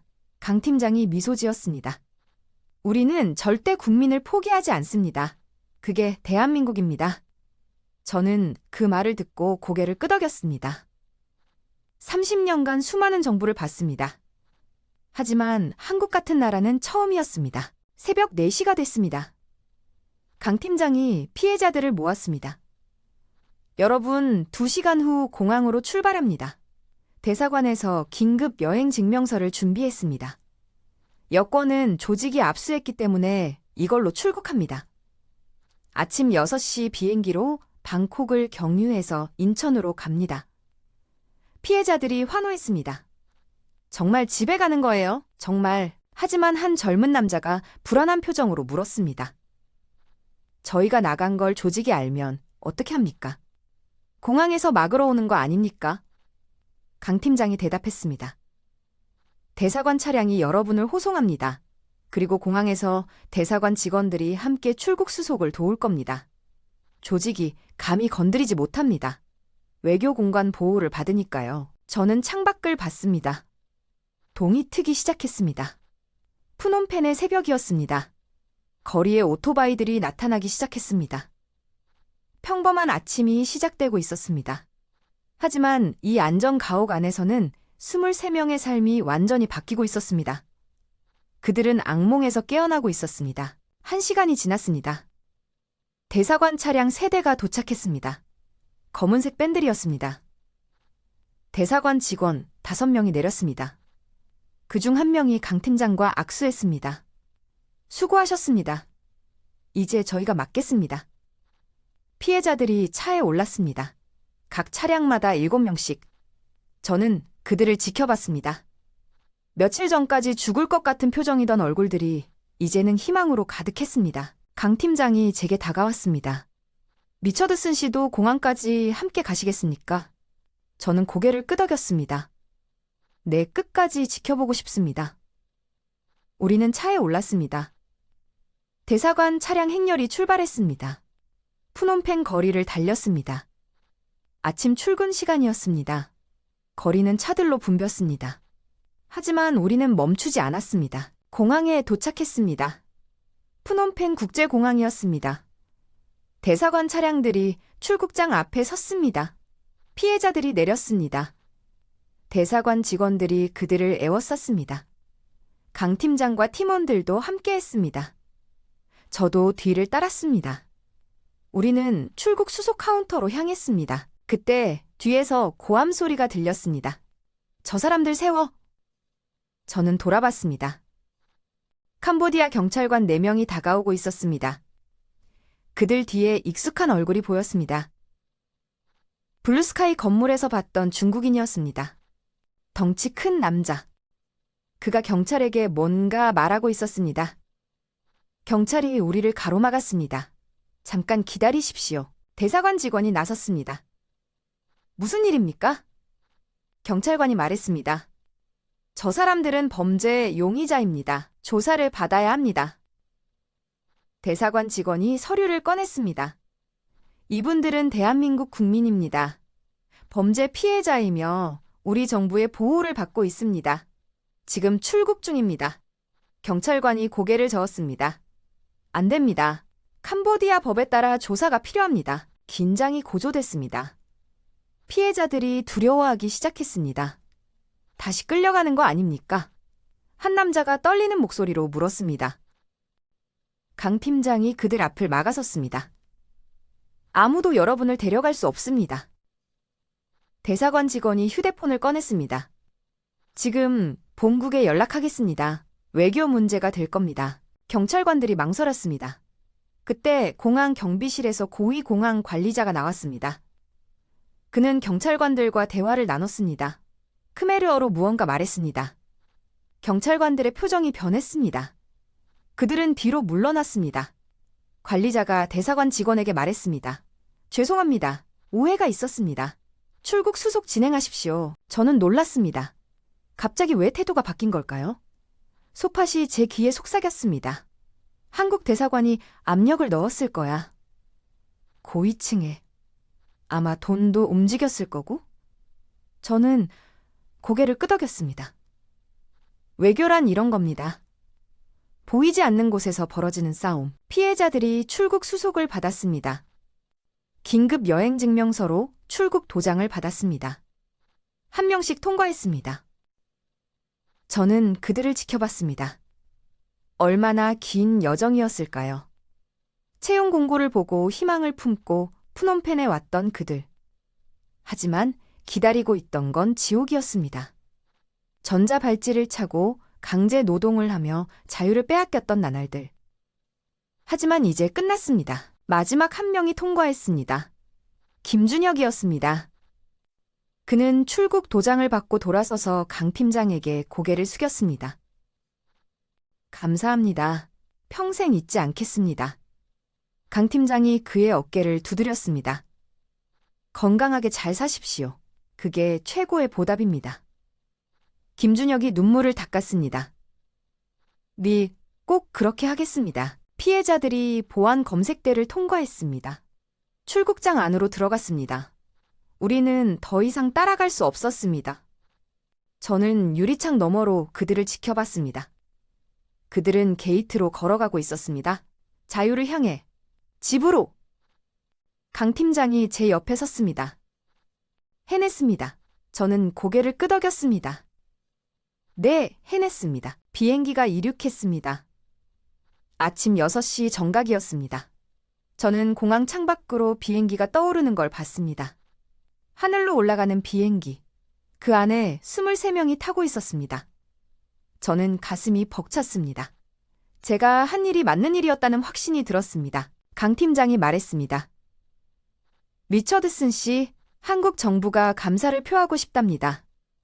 서울로 초대하고 싶다고 하시는데 오시겠습니까? 저는 잠시 생각했습니다. 그리고 고개를 끄덕였습니다. 영광입니다. 가겠습니다. 강 팀장이 미소 지었습니다. 좋습니다. 일주일 후 서울에서 뵙겠습니다. 일주일이 지났습니다. 저는 인천공항에 도착했습니다. 한국 땅을 밟은 건 이번이 처음이었습니다. 공항은 깨끗하고 현대적이었습니다. 금융위 과장이 저를 맞이했습니다. 오신 걸 환영합니다. 리처드슨 씨. 그는 차로 저를 안내했습니다. 서울로 향했습니다. 차 안에서 그가 말했습니다. 23명 모두 무사히 귀국했습니다. 현재 심리치료를 받고 있습니다. 가족들과 제외했고요. 모두 당신에게 감사하다고 했습니다. 저는 고개를 저었습니다. 저는 도운 것뿐입니다. 진짜 영웅은 강 팀장과 팀원들입니다. 과장이 웃었습니다. 모두가 영웅입니다. 서울에 도착했습니다. 고층 빌딩들이 가득한 도시였습니다. 깨끗하고 정돈되어 있었습니다. 차는 정부 청사로 향했습니다. 회의실로 안내받았습니다. 거기에 여러 사람이 기다리고 있었습니다. 금융위원장, 경찰청장, 국정원 차장, 그리고 외교부 차관. 저는 놀랐습니다. 이렇게 고위급 인사들이. 금융위원장이 저에게 악수를 청했습니다. 리처드슨 씨, 대한민국을 대표해서 감사드립니다. 당신의 도움이 없었다면 우리 국민을 구하지 못했을 겁니다. 저는 겸손하게 대답했습니다. 제 일을 했을 뿐입니다. 위원장이 말했습니다. 그 일을 해주신 것만으로도 충분히 감사합니다. 회의가 시작됐습니다. 그들은 이번 사건의 전말을 설명했습니다. 블루스카이 크립토는 중국 범죄 조직이 운영하는 국제 사기단이었습니다. 캄보디아뿐 아니라 라오스, 미얀마, 필리핀에도 거점이 있었습니다. 수천 명의 피해자를 만들었고 수조 원의 돈을 가로챘습니다. 한국 금융당국은 국제 공조를 통해 조직을 추적하고 있었습니다. 경찰청장이 말했습니다. 이번 구출 작전 이후 캄보디아 정부가 움직이기 시작했습니다. 블루스카이 본사를 급습해서 증거를 확보했습니다. 조직원 30여 명을 체포했고요. 건물주도 조사를 받고 있습니다. 국제 압력이 효과를 본 겁니다. 저는 고개를 끄덕였습니다. 한국의 결단이 결과를 만든 겁니다. 국정원 차장이 말했습니다. 더 중요한 건 메시지입니다. 이번 작전으로 전 세계 범죄 조직이 알게 됐습니다. 한국인을 건드리면 한국 정부가 끝까지 추적한다는 것을요. 외교적 장애물이 있어도 자국민을 구출한다는 것을. 이게 가장 강력한 억제력입니다. 외교부 차관이 덧붙였습니다. 동남아 각국도 태도가 변했습니다. 한국인 보호에 적극적으로 나서기 시작했습니다. 범죄 단속을 강화하고 있고요. 이번 사건이 하나의 기준이 된 겁니다. 저는 감탄했습니다. 23명을 구한 게 아니었습니다. 앞으로 피해를 입을 수 있었던 수천 명을 예방한 겁니다. 회의가 끝났습니다. 금융위원장이 저에게 작은 상자를 건넸습니다. 이건 대한민국 정부의 작은 감사 표시입니다. 저는 상자를 열었습니다. 안에 훈장이 있었습니다. 국민 포장이었습니다. 대한민국에 기여한 외국인에게 주는 훈장이라고 했습니다. 저는 말문이 막혔습니다. 제가 이런 걸 받을 자격이 있습니까? 위원장이 웃었습니다. 충분히 있습니다. 당신은 우리 국민의 생명을 구했습니다. 그보다 큰 공헌이 어디 있겠습니까? 저는 훈장을 받았습니다. 무거웠습니다. 하지만 그 무게는 금속의 무게가 아니었습니다. 책임의 무게였습니다. 23명의 삶을 구한 책임, 그리고 앞으로도 누군가를 도와야 한다는 책임. 저녁에 피해자 가족들과의 만남이 있었습니다. 서울의 한 호텔에서였습니다. 23가족이 모였습니다. 저는 그들을 만났습니다. 한 어머니가 제 손을 잡았습니다. 제 아들을 구해주셔서 감사합니다. 그녀는 울고 있었습니다. 저도 눈시울이 뜨거워졌습니다. 당연히 해야 할 일을 했을 뿐입니다. 한 아버지가 말했습니다. 우리는 매일 기도했습니다. 아들이 살아 돌아오기를. 하지만 희망이 없었습니다. 캄보디아 정부도 우리 정부도 아무것도 안 하는 것 같았으니까요. 그런데 갑자기 연락이 왔습니다. 아들이 구출됐다고. 믿을 수 없었습니다. 기적 같았습니다. 저는 대답했습니다. 기적이 아닙니다. 한국 정부의 의지였습니다. 그들은 포기하지 않았습니다. 여러분의 자녀를. 그게 차이를 만들었습니다. 아버지가 고개를 끄덕였습니다. 이 나라에 태어난 게 자랑스럽습니다. 정말로. 김준혁도 왔습니다. 그는 건강해 보였습니다. 며칠간의 휴식과 치료로 많이 회복된 것 같았습니다. 그가 제게 다가왔습니다. 리처드슨 씨, 정말 감사합니다. 당신이 저를 찾아주지 않았다면 아직도 거기 갇혀 있을 겁니다. 저는 그의 어깨를 두드렸습니다. 이제 새로운 삶을 사십시오. 이번 일은 잊으시고. 김준혁이 고개를 저었습니다. 잊지 않을 겁니다. 오히려 기억하겠습니다. 그리고 제가 받은 도움을 다른 사람에게 돌려주겠습니다. 언젠가 저도 누군가를 도울 수 있는 사람이 되겠습니다. 저는 미소 지었습니다. 그거면 됐습니다. 그게 최고의 감사입니다. 석 달이 지났습니다. 저는 워싱턴의 제 사무실로 돌아왔습니다. 하지만 프놈펜에서의 일은 계속 제 머릿속에 남아 있었습니다. 가끔 뉴스에서 캄보디아 소식이 들렸습니다. 블루스카이 크립토 조직이 완전히 해체됐다는 뉴스. 주요 조직원들이 국제 공조로 체포됐다는 소식. 캄보디아 정부가 외국인 범죄 단속을 강화했다는 보도. 어느 날 강 팀장에게서 이메일이 왔습니다. 근황을 알려주는 내용이었습니다. 23명 모두 일상으로 돌아갔다고 했습니다. 일부는 다시 직장에 복귀했고 일부는 새로운 길을 찾았다고. 김준혁은 사이버 보안 회사에 취직했답니다. 자신의 경험을 살려서 암호화폐 사기를 막는 일을 하고 있다고 했습니다. 강 팀장은 이렇게 썼습니다. 리처드슨 씨 덕분에 우리는 중요한 것을 배웠습니다. 국경을 넘어선 협력의 힘을요. 당신 같은 전문가가 없었다면 불가능했을 겁니다. 그리고 우리 정부도 변했습니다. 이제는 해외 한국인 보호에 더 적극적입니다. 동남아 각국에 전담팀을 배치했고 실시간 모니터링 시스템을 구축했습니다. 저는 답장을 보냈습니다. 당신들이야말로 진짜 영웅입니다. 포기하지 않는 정신. 그게 차이를 만들었습니다. 제가 오히려 배웠습니다. 국가가 국민에게 무엇을 해야 하는지를요. 강 팀장에게서 다시 답장이 왔습니다. 우리는 그저 당연한 일을 했을 뿐입니다. 대한민국 국민이니까요. 어느 주말 저는 소파색에 전화를 걸었습니다. 푸놈펜에서 여전히 택시를 운전하고 있었습니다. 그가 말했습니다. 데이비드, 여기 많이 변했어. 경찰이 범죄 단속을 강화했어. 특히 외국인 대상 사기. 한국 대사관도 적극적으로 움직이고 예전 같았으면 상상도 못할 일이야. 저는 물었습니다. 블루스카이 건물은 어떻게 됐습니까? 소파히 웃었습니다. 폐쇄됐어. 지금은 텅 비어있지. 아무도 안 가. 저는 고개를 끄덕였습니다. 그곳은 이제 악몽의 상징이 된 겁니다. 하지만 동시에 희망의 상징이기도 했습니다. 23명이 거기서 구출됐으니까요. 소팟이 말했습니다. 요즘 캄보디아 사람들이 한국을 다르게 봐. 예전엔 그냥 부자 나라 정도로만 생각했는데 이젠 자국민을 지키는 나라로 알아. 존경해. 정말로. 한국금융위에서 보고서가 왔습니다. 블루스카이 크립토 사건 이후 변화에 대한 보고서였습니다. 동남아 암호화폐 사기가 30% 감소했다고 했습니다. 범죄 조직들이 한국인을 타겟에서 제외하기 시작했다고. 왜냐하면 한국 정부의 추적이 너무 철저하기 때문이라고. 저는 그 보고서를 읽으며 미소 지었습니다.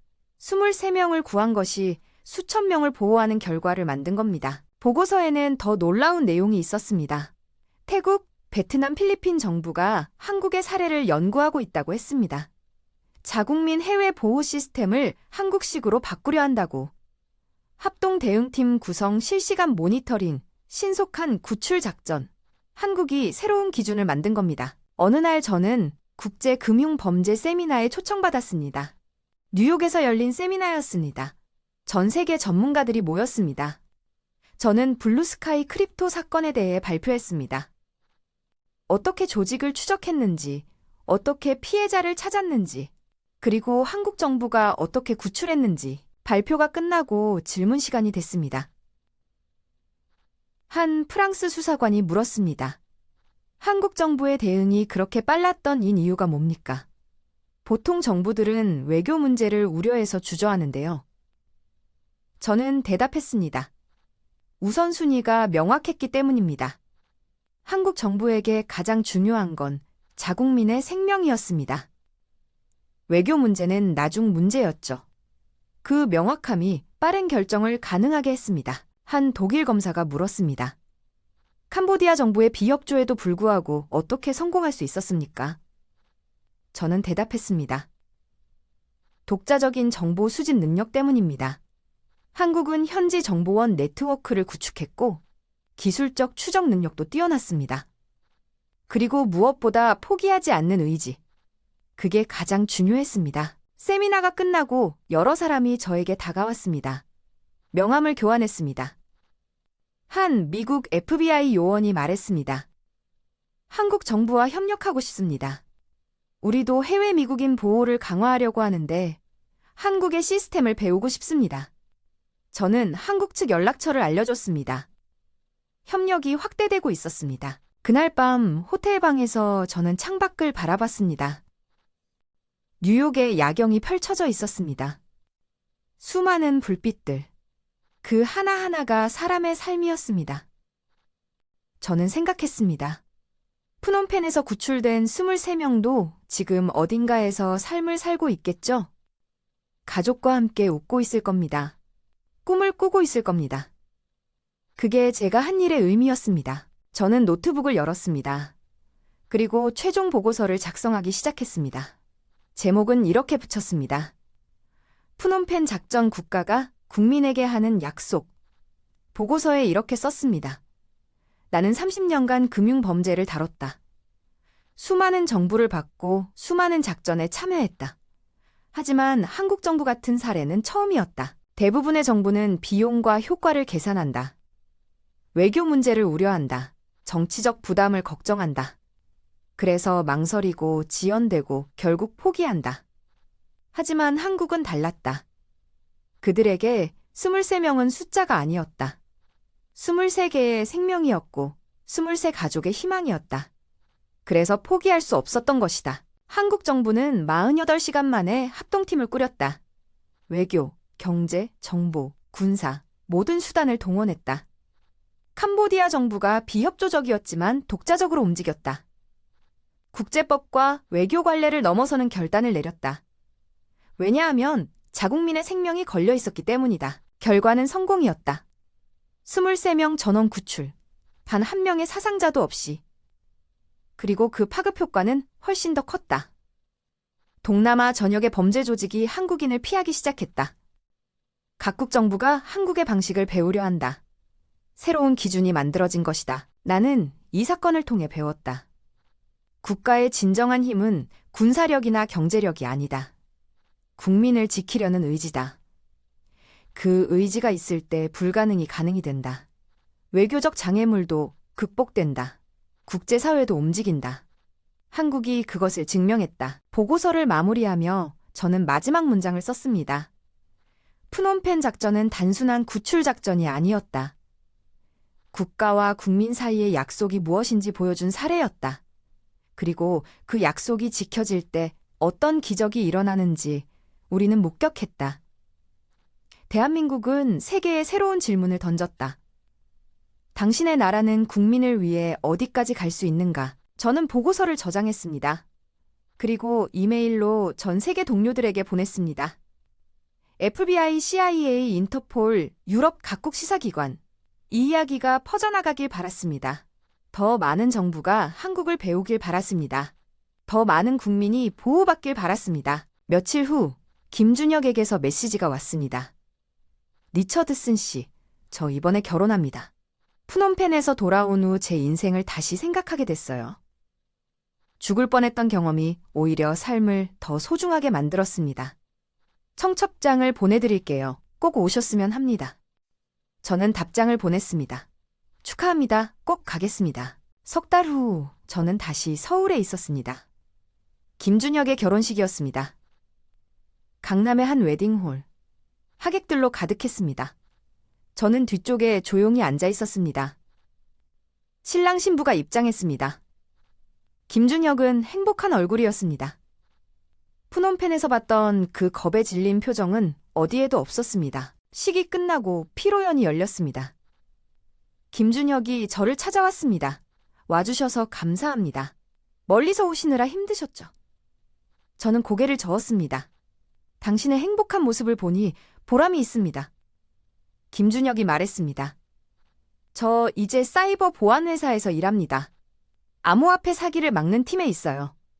제가 당한 일을 다른 사람은 당하지 않게 하려고요. 저는 그의 어깨를 두드렸습니다. 훌륭합니다. 그게 최고의 복수입니다. 김준혁이 웃었습니다.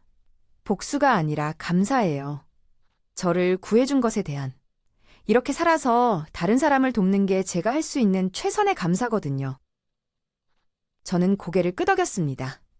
당신은 이미 충분히 감사를 표현하고 있습니다. 강 팀장도 왔습니다. 우리는 악수를 나눴습니다. 오랜만입니다. 그가 말했습니다. 요즘 어떻게 지내십니까? 저는 대답했습니다. 바쁩니다. 푸놈펜 사건 이후로 강연 요청이 많이 들어와서요. 다들 한국의 사례를 알고 싶어 합니다. 강 팀장이 웃었습니다. 우리도 바쁩니다. 각국 정부에서 벤치마킹하러 오거든요. 저는 물었습니다. 혹시 또 다른 작전이 있었습니까? 강 팀장이 고개를 끄덕였습니다. 2건 더 있었습니다. 라오스와 미얀마에서 모두 성공적으로 마무리됐습니다. 이제 시스템이 갖춰졌거든요. 신속하게 대응할 수 있습니다. 저는 감탄했습니다. 푸놈펜이 시작이었군요. 강 팀장이 말했습니다. 네, 그 시작을 함께 해주셔서 감사합니다. 피로 현장 한쪽에 23명의 피해자들이 모여 있었습니다. 그들은 서로 이야기를 나누고 있었습니다. 웃고 있었습니다. 살아 있었습니다. 저는 그들을 바라봤습니다. 몇 달 전만 해도 전자발찌를 차고 절망 속에 있었던 사람들. 하지만 지금은 자유롭게 살고 있었습니다. 한 젊은이가 저에게 다가왔습니다. 리처드슨 씨, 기억하세요. 저 18층에서 본 사람이에요. 저는 고개를 끄덕였습니다. 기억합니다.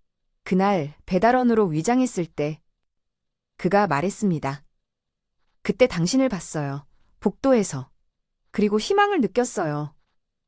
누군가 우리를 찾고 있다는 걸 알았거든요. 그게 저를 버티게 했어요. 저는 그의 말에 가슴이 뭉클했습니다. 당신이 포기하지 않아서 가능했습니다. 끝까지 살아남아줘서 고맙습니다. 그가 웃었습니다. 살아남은 게 아니라 구출된 거죠. 당신과 한국 정부 덕분에. 저는 고개를 저었습니다. 당신이 살아있어야 구출이 의미가 있었습니다. 함께 해낸 겁니다. 피로연이 끝나고 저는 호텔로 돌아왔습니다. 서울의 야경을 바라봤습니다. 이 도시 어딘가에 23명이 살고 있었습니다. 각자의 삶을 살고 있었습니다. 그리고 그들은 알고 있었습니다. 자신이 포기되지 않았다는 것을, 국가가 끝까지 찾아왔다는 것을. 저는 침대에 누워 천장을 바라봤습니다. 30년의 경력, 수많은 사건. 하지만 프놈펜만큼 의미 있는 일은 없었습니다. 왜냐하면 거기서 저는 봤으니까요. 국가가 국민에게 할 수 있는 최선을. 그리고 그것이 얼마나 아름다운 결과를 만드는지. 제 휴대폰이 울렸습니다. 강 팀장에게서 온 메시지였습니다. 리처드슨 씨, 내일 시간 되시면 청와대에 들러주시겠습니까? 대통령께서 만나고 싶다고 하십니다. 저는 놀랐습니다. 대통령이라니. 저는 답장을 보냈습니다. 영광입니다. 시간 내겠습니다. 다음 날 저는 청와대에 있었습니다. 대통령 집무실로 안내받았습니다. 대통령이 저를 맞이했습니다. 리처드슨 씨 오셔서 감사합니다. 우리 국민을 구해주신 것에 대한민국 정부를 대표해서 감사드립니다. 저는 겸손하게 대답했습니다. 제 일을 했을 뿐입니다. 각하, 대통령이 말했습니다. 당신의 일 덕분에 23 가족이 다시 웃을 수 있게 됐습니다. 그보다 큰 일이 어디 있겠습니까? 그리고 당신은 우리에게 중요한 것을 알려줬습니다. 국경을 넘어선 협력의 가능성을요. 저는 고개를 끄덕였습니다. 협력이 답입니다. 각하, 범죄는 국경을 넘지만 정의도 국경을 넘어야 합니다. 대통령이 창밖을 바라봤습니다. 우리는 약속했습니다. 국민을 절대 포기하지 않겠다고. 프놈펜에서 그 약속을 지켰습니다. 앞으로도 계속 지킬 겁니다. 어디에 있든 어떤 상황이든 대한민국 국민이라면 우리가 찾아갈 겁니다. 저는 그 말을 듣고 감동받았습니다. 이것이 진정한 리더십이었습니다. 청와대를 나서며 저는 서울 거리를 걸었습니다. 평범한 사람들이 평범한 삶을 살고 있었습니다. 하지만 그들은 알고 있을까요? 자신들이 얼마나 특별한 나라의 국민인지, 자신들을 지키기 위해 국가가 어디까지 갈 수 있는지. 저는 공항으로 향했습니다. 워싱턴으로 돌아갈 시간이었습니다. 비행기에 오르며 저는 마지막으로 서울을 바라봤습니다. 이 도시에서 저는 많은 것을 배웠습니다. 국가의 의미를, 국민의 가치를, 그리고 약속의 힘을. 비행기가 이륙했습니다. 창밖으로 한국이 멀어졌습니다. 하지만 프놈펜의 기억은 영원히 제 마음속에 남을 겁니다. 23명의 얼굴, 그들의 눈물과 웃음, 그리고 한국 정부의 흔들리지 않는 결의. 그 모든 것이 저를 변화시켰습니다. 저는 노트북을 열었습니다. 마지막 문장을 쓰기 시작했습니다. 프놈펜에서 배운 교훈은 간단하다. 국민을 사랑하는 국가는 불가능을 가능으로 만든다. 포기하지 않는 의지는 산을 옮긴다. 그리고 약속을 지키는 정부는 국민의 신뢰를 얻는다. 대한민국이 그것을 증명했다. 세계가 배워야 할 때다. 저는 파일을 저장했습니다. 그리고 눈을 감았습니다. 긴 여정이었습니다. 하지만 보람 있는 여정이었습니다. 그리고 저는 알고 있었습니다. 이 이야기는 끝이 아니라 시작이라는 것을. 더 많은 국가가 한국을 따를 것이고 더 많은 국민이 보호받을 것이라는 것을. 푸놈펜의 기적은 계속될 것입니다.